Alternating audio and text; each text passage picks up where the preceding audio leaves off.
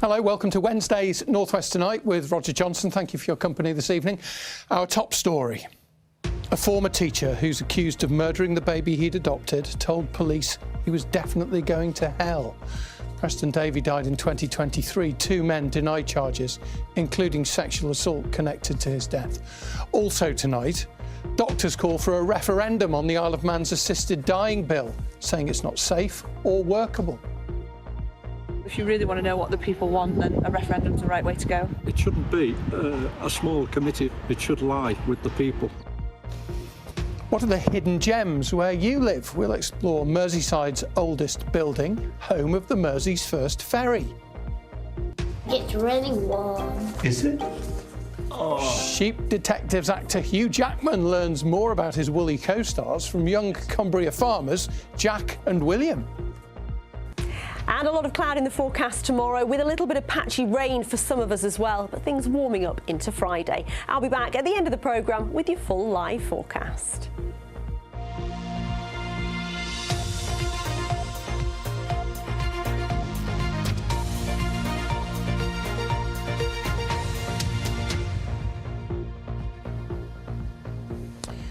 The trial of a teacher from Blackpool who is accused of murdering the baby he adopted with his partner has been shown police body cam footage of him saying he's definitely going to hell. Jamie Varley denies murdering 13-month-old Preston Davey in 2023. His partner, John McGowan-Fazakerley, denies allowing the death. Both also deny sexual assault. You may find some of Andy Gill's report from Preston Crown Court upsetting.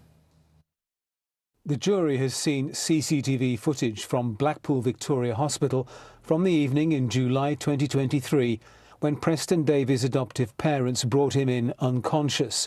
Jamie Varley runs from the car with the boy in his arms. John McGowan-Fazakerley follows. Medical staff tried to resuscitate Preston, but he was pronounced dead that night. He was 13 months old.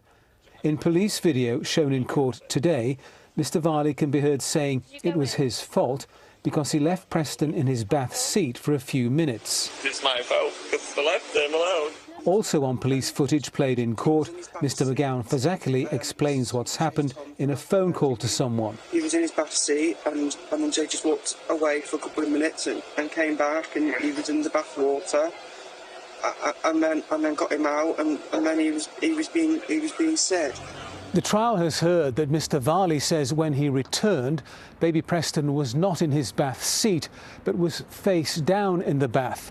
A doctor has told the trial that she could not see any water in the baby's mouth, airways or lungs.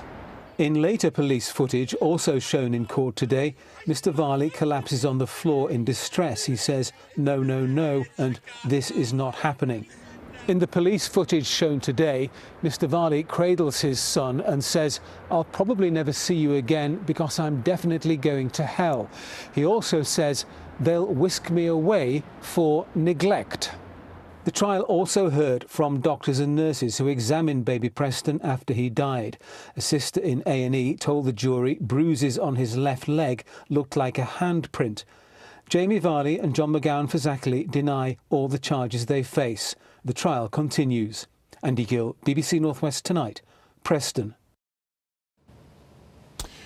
Doctors on the Isle of Man want a referendum on the island's assisted dying bill, which would be held at the same time as Tynwald's next general election in September. The medics say they're not satisfied that the law would be safe as it stands, even with the amendments requested by the UK government. They argue that a public vote is the only way that islanders can have real confidence in such an important change to the law, as Alex Blake reports. The Isle of Man became the first place in the British Isles to approve assisted dying legislation in March last year, but it has yet to become law, leaving those that have campaigned for decades for the change feeling angry and upset. More people are going to suffer. More people are suffering. More people will suffer the longer it takes. Nobody in their right mind would want anybody to suffer the way my son suffered before he died. Well, after more than a year of waiting, the UK government has come back and asked for changes to be made before royal assent can be given. And those opposing the bill say this is actually a sign to stop, rethink and ultimately give this decision to the public. far better that this issue, which is very divisive and in which opinions of the public are polarised, is actually given to the public to decide. And then, if there is a mandate for a bill of this nature, it should be a government bill, not a private member's bill, and that would enable it to have proper scrutiny and a robust law formed. The Medical Society has called for the public vote to take place at the same time as the next general election this September. If it goes to a referendum, yeah, I think I would vote for it. I think that's probably the best way to go. If you really want to know what the people want, then a referendum's the right way to go. It shouldn't be a small committee of people, however experienced they are in health issues. It should lie with the people. As the legislation is a private member's bill, the Chief Minister and the Isle of Man government has declined to comment. 74% of doctor colleagues on the Isle of Man were against this legislation at all, and 34% of them would actually consider leaving the island. And if that happens, the impact on healthcare on the island will be devastating. But whether a referendum can take place this September is down to the will of Tynwald. Alex Blake, BBC North West Tonight, Douglas. Yeah, that next general election to the House of Keys is on Thursday, the 24th of September, if it were to happen. Let's take a look at some of the other main stories today. And a 63-year-old man from Chorley who is accused of making racist comments about Jewish people and threatening to go out with a knife has appeared in court charged with an anti-Semitic hate crime. Lancashire police say that the comments were allegedly made in a phone call to a health professional and referenced recent terrorist attacks. A locomotive and several coaches belonging to the East Lancs Railway have been daubed with graffiti. The attraction, which is almost entirely run by volunteers, called it a mindless attack on the Intercity 125 heritage set. Police are investigating and additional CCTV is being installed to strengthen security.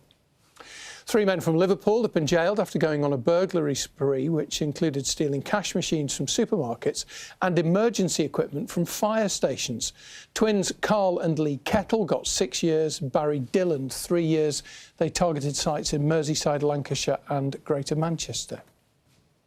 Work started today on repairs to reopen an important route through the Lake District, the A592 over the Kirkstone Pass, which links the north and south of the lakes, was cut off by a landslip in November, which damaged the road. It's hoped that the work will be completed in time for the peak summer season.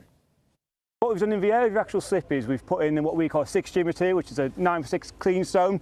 Doesn't need compaction because of the steepness of the slope.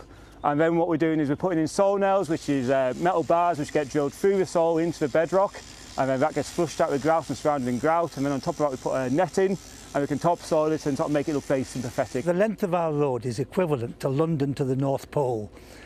So while we hope we wouldn't get another of these, whenever you've got a steep hillside with an embankment going across it, whether it's a canal, a railway or a road, there's always a chance of this type of thing. That's the statistic that I never knew, London to the North Pole. We're staying in the Lake District. A fell runner has broken a record there that has stood for 43 years.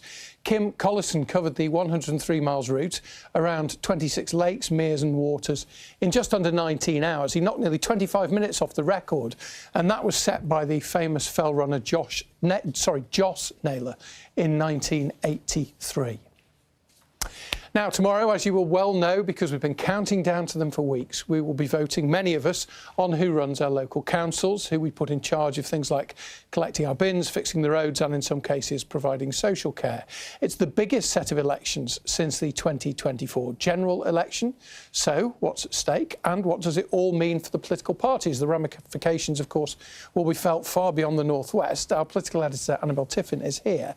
And they are local elections, but they will have that bigger impact, won't they? Yeah, they will. And not everywhere in the North West, as you said, is holding elections. So you might think, well, if I haven't got a vote tomorrow, why should I care? And that is because the wider impact, it will affect national politics, and it's also going to have a political change to your council, potentially, because there is a potential for a lot of changes here. So let me talk you through some of them. As only a third of seats are actually being contested in a number of councils, in 10 Greater Manchester councils, Holton and Knowsley in Merseyside, and in 7 Lancashire authorities. Labour is defending the majority of them, 16 of the 21. Now, they are predicted, Labour, to lose a lot of seats in these elections, but as only a third are up for grabs, it is very hard, if not impossible mathematically, for another party to win outright, so that the best that they can possibly hope for is that they remove Labour as the dominant party and they share power. But in Sefton and in St Helens, there are all-out elections, which means that every seat is being contested. So here there is much greater scope for change, particularly in St Helens, where controlling Labour is massively vulnerable. And it will be quite surprising if Labour can hold on there. So lots of scrutiny on those and the broader elections, and lots at stake for the political parties. Lots of stake, because this is a huge test of public opinion, and particularly for Labour. The party faces pressure now from all sides, not just the Conservatives or the Liberal Democrats anymore, but also, of course, Reform UK and the Green Party. We saw, didn't we, the Gorton and Denton by-election, just how much that has changed the political landscape. And both of those parties will be hoping to win a lot more seats than they ever have before. The Prime Minister, Keir Starmer, is also under a lot of pressure. Despite the show of unity that we saw here earlier on in the election campaign, could there be threats to his leadership from his friends in the North West if the results are as bad as feared for Labour? Now, we're not going to know all the results until all the counts are finished on Friday. But what we do know is that these results are going to give us a really clear idea of the political mood in the country and here in the North West. It's going to be interesting. A busy... we won't talk about politics tomorrow, because we're not allowed to tomorrow evening. But Friday we'll talk lots. Annabelle, thank you very much indeed. Right, still to come on this evening's North West Tonight, we're going to meet Tony. He's aged almost 92 and he's about to set off on a 500 miles charity bike ride. And we'll also find out what happened when Cumbria farming brothers Jack and William interviewed the Hollywood star Hugh Jackman about sheep.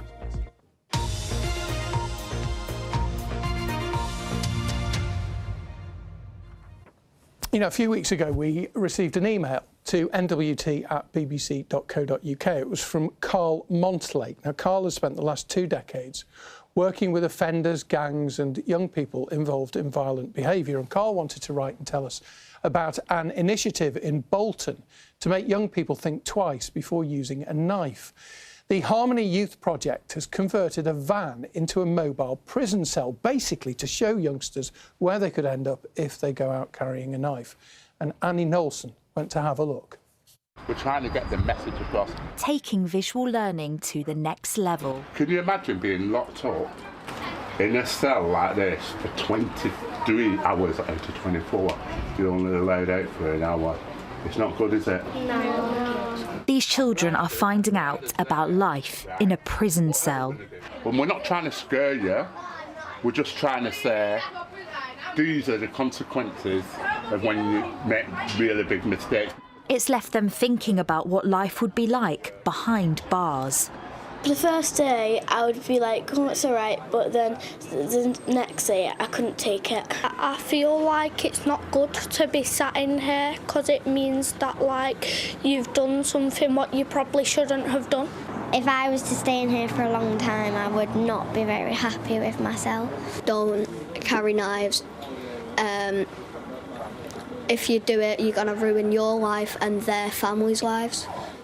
Charlie Barrett started the Harmony Youth Project 25 years ago and works closely with young people to help them on the right path. It's a new initiative. It's something that we want to bring into schools to detract young people from antisocial behaviour, violent behaviour and knife crime. But the families, the communities, the schools, the ripples are just absolutely massive. This is the evidence bag, what I received. This is Mero's last clothes.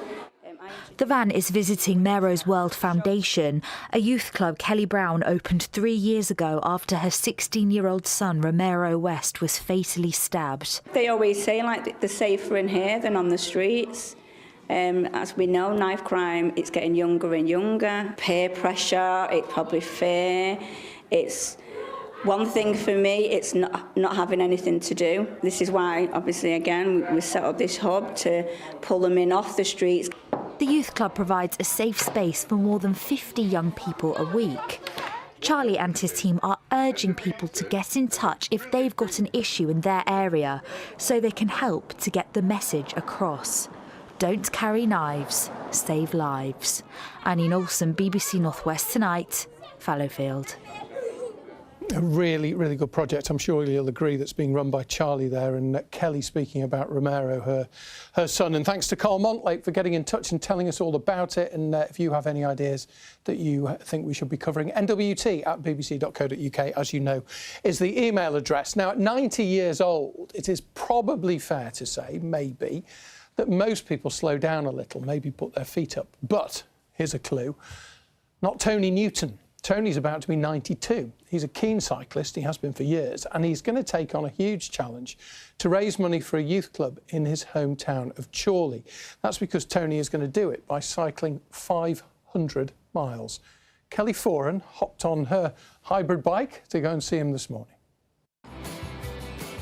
Getting in some last-minute practice with great-granddaughter Nell. He likes to ride on his bike a lot, and I think that is very amazing because he's 92. And you're going to be on the start line with him. Who's going to be the quickest? Great-granddad. He's got Nell's support. What about his wife? Too much when he's 92, but he won't listen to me, so he's doing it anyway. Tony's doing it his way, and that includes taking in 523 miles from Chorley to Carlisle. And I can't work out if you are the fittest person in Chorley or the maddest. I'm not the fittest person. There's always someone who's in front of you, whatever you're doing. It's all to raise money for Inspire Youth Zone, who help thousands of young children every year. Because it keeps you going, not by yourself, and it's just one of the best places you could ever go to. It keeps you feeling better, meeting new people and learning new things. They're open every single day. The need's never been as great for young people. Yeah, we're seeing more young people with mental health issues, low confidence, real issues at home, and Inspire Youth Zone, charities like Inspire are places that young people turn to first. Tony's raised money for them before and felt the impact. You've chosen this place, Inspire, as your charity. Why is it important to you? But on this very little street here, a youth of about 17 or 18 came walking down towards me, and I'm thinking, well, do I cross over? He looks a bit, Anyway, I carried on, and he stopped in front of me and he said, "Are you the cyclist?" He said, "You saved my life."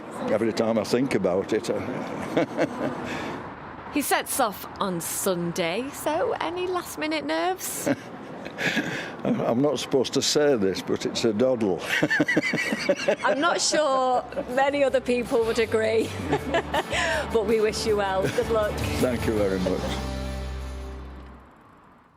Kelly Foran with Tony there. It's a doddle. Of course it is. We wish him all the very best, and what a lovely story about the teenager approaching him in the street. Another viewer got in touch, John, to tell us about another 90-year-old who has a real zest for life. The Lancashire florist, Margaret Mason, turns 90 today. If you live in her part of the world, you will undoubtedly know Margaret's flowers. She's been selling them in Preston and other locations for over 60 years. Her first shop was there on Friarsgate. That's it, back in the 1970s. She still gets up, Margaret, at 4:30 in the morning to collect the flowers for her shops. We wish Margaret a very happy birthday. Right, here are some of the other stories that people are reading online this evening from BBC News. And a Lancashire landlord who sold 5 pints of lager to a boy he knew to be 16 has been fined and had his licence suspended. Hector Eccles died when he crashed his quad bike. 7 years after the Toddbrook Reservoir in Whaley Bridge nearly burst, remember that? Well, the dam repairs have now been signed off and the water level will be allowed to rise again. And a bike shop in Nantwich is relocated so that Johnny Vegas can move in. The temporary deal is so the St Helens comic can film his Little Shop of Antiques TV show. Find out more, bbc.co.uk/local news, or have a look on the BBC News app. Now, on the idea of you getting in touch and telling us about things that we should cover, over the coming months, we're going to be out and about taking a look at some of the North West's hidden gems. The weather's going to be good. Why not? We need your suggestions. I'll give you the details in a moment. You can probably guess. But first, We're off to Merseyside. Many people will walk past Birkenhead Priory without knowing what's actually there. It was the original home of the ferry across the Mersey, for example. And Phil McCann has our first hidden gem.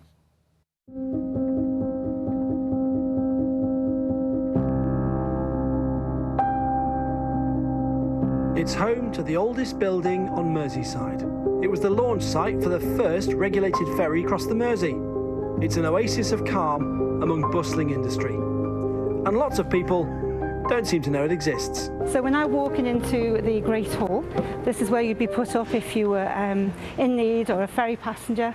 If you arrived in need or if you were waiting for the next ferry, you would sleep in this room. Birkenhead Priory is around 850 years old. The order of monks based here were known for looking after travellers. It does feel like the only thing that's missing is the roof. Absolutely. So we're now entering the undercroft. So this is very similar to a crypt. It's actually where the monks stored their food and tools. This space is about 1270, 1280, is that sort of age. Completely original? Completely original, 100% original. It's a beautiful room. But we are very lucky in that we do have a lot left. You know, when you go to other priories of this age, it tends to be stones on the ground. You don't usually walk into rooms, especially 100% original rooms. I mean, that's very unusual.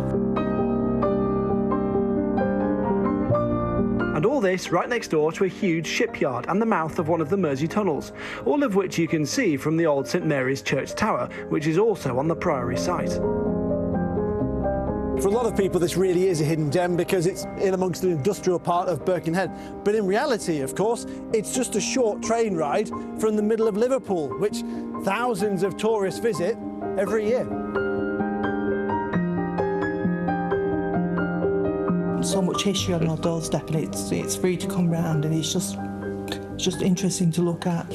It's sort of like it's a hidden place, and you just wouldn't know what was here. Many of those who make the site tick over are volunteers, like Frank. You just meet some fabulous people. In amongst all this industry and all these big high buildings, it's just a little gem hidden. Church services and weddings still take place here. So we're now standing in the oldest standing building on Merseyside, and the ceiling, isn't the ceiling incredible? It's just so beautiful. And to think it's stood for so many centuries.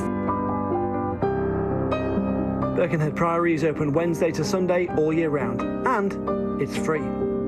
Phil McCann, BBC North West Tonight, Birkenhead.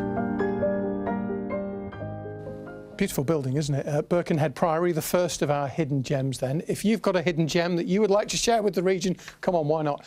Please get in touch. There's the email address, I'm sure you know, nwt@bbc.co.uk. We'll look forward to reading all of your suggestions. Put hidden gem in the subject title so that we know exactly what it is. But nwt@bbc.co.uk, and thank you in advance. I can think of plenty of people I know who will be envious of these two young farmers from Cumbria. That's because William, who's 11, and his 7-year-old brother, Jack, have just been to interview the Hollywood star Hugh Jackman. His latest film is The Sheep Detectives. The boys have thousands of them on their hill farm, and the BBC's News Round set up the meeting. Who is harder to act with, sheep or children? So, probably sheep. But I didn't get to work. I worked with CGI sheep, or they're all CGI, so I got to work with puppeteers. So these puppets were in front of me. Have you ever helped lamb a sheep before? No.